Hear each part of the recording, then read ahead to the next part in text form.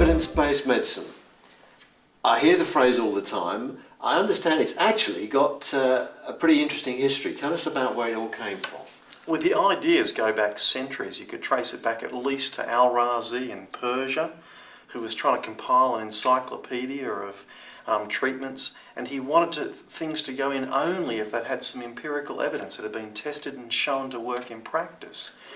That idea has drifted down through the centuries to the James Linn's discovery of vitamin C for scurvy, but the modern era really dates to the invention of the term evidence-based medicine in the 1990s by Gordon Guyatt and the group at McMaster.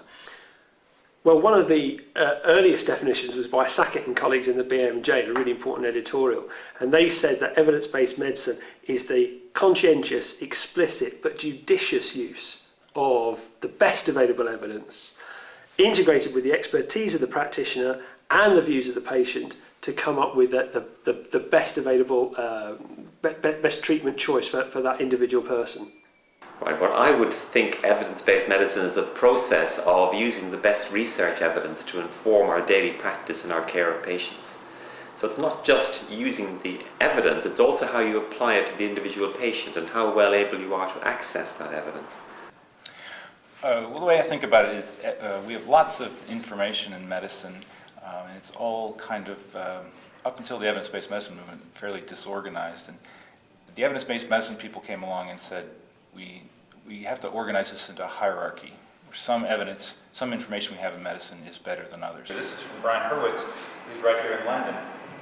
And he basically said that the idea of evidence-based medicine is that there is a hierarchy of information, and that we accord greater credibility to evidence or information coming from controlled trials than we do from other sorts of evidence.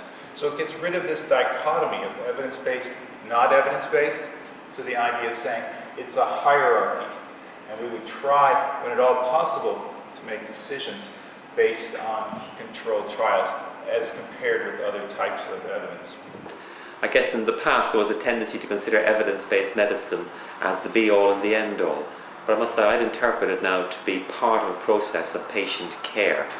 And if you consider the contrary, non-evidence-based medicine, my goodness, you wouldn't want that applied to you too much, would you?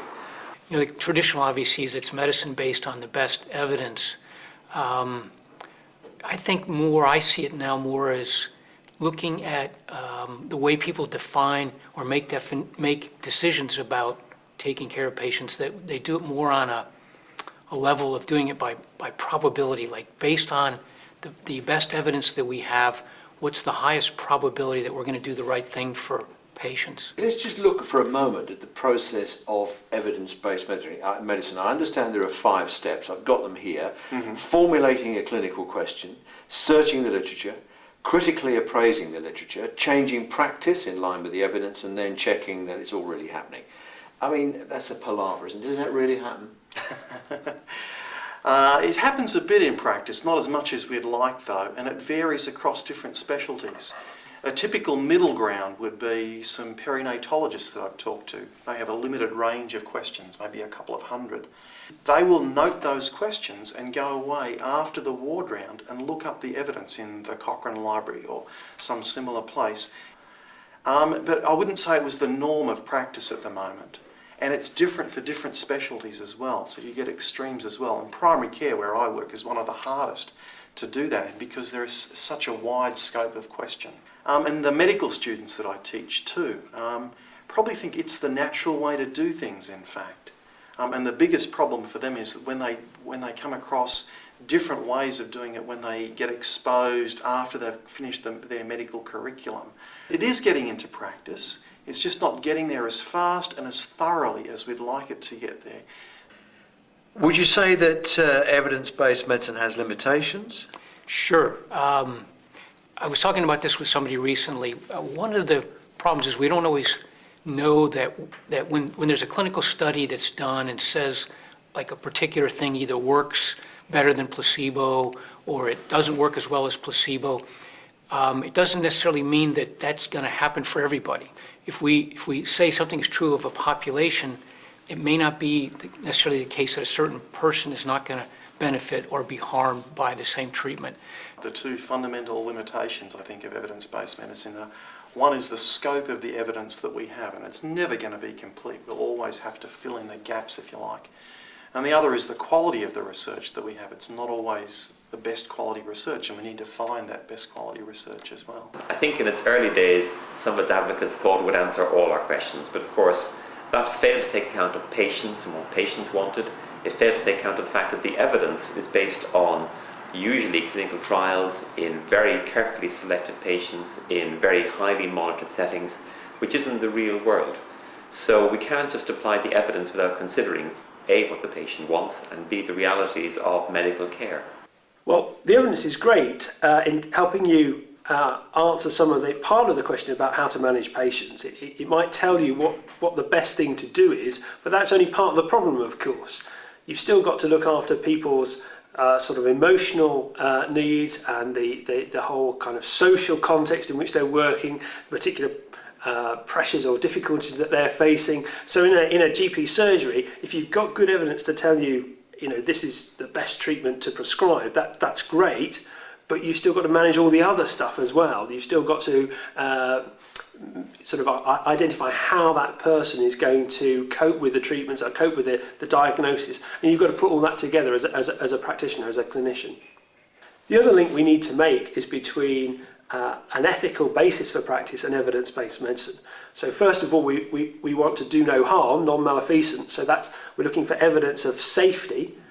Secondly, we want to do good, beneficence. So we want evidence of effectiveness in the real world. Thirdly, we have a principle of justice. So we need to look at cost effectiveness, because money we spend on for one person, we can't spend on treatment for someone else. So that's principles of justice. And then finally, of course, we've got to be patient-centred and got to take individual patient views into account. So that's autonomy. So local decision-making groups need a basic understanding of evidence-based medicine and how to sift and distinguish between good evidence and perhaps less good evidence. And they also need to see how that links to their ethical framework for practice. So Dave Sackett and colleagues said that evidence-based medicine is a basic clinical science, and they're right, it's hard to think how one could practice medicine effectively, really, without it these days.